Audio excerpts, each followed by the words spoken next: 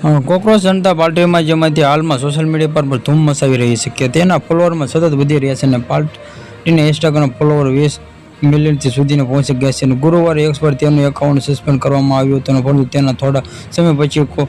Cockroach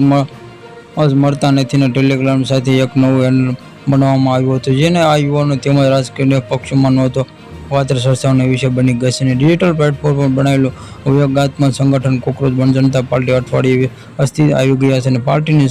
સ્થાપના દીપક દ્વારા કરવામાં આવી છે જેના પોતે વારંવાર સમાચાર રહીને ભારતમાં મુખ્ય ન્યાયાધીશ સીજે અને સૂર્યકાંતમાં દ્વારા પરોપજીવી અને જેમાં કોકરોચ જેવા શબ્દોનો ઉપયોગ કરી વકીલને ઠપકો આપવાની સોશિયલ મીડિયા પર વિવાદ થયો છે અને આ એકાઉન્ટ બહાર આવ્યું કે જોકે સીજીજી પાસેથી કહ્યું કે તેમના નિવેદન ખોટી રીતે રજૂ કરવામાં આવ્યું છે. ગઈકાલે ગુરુવારે એસજીને એકાઉન્ટ પ્રતિબંધ મૂકવામાં આવ્યો છે પરંતુ જે કોકરોચમાં જનતા પાર્ટીના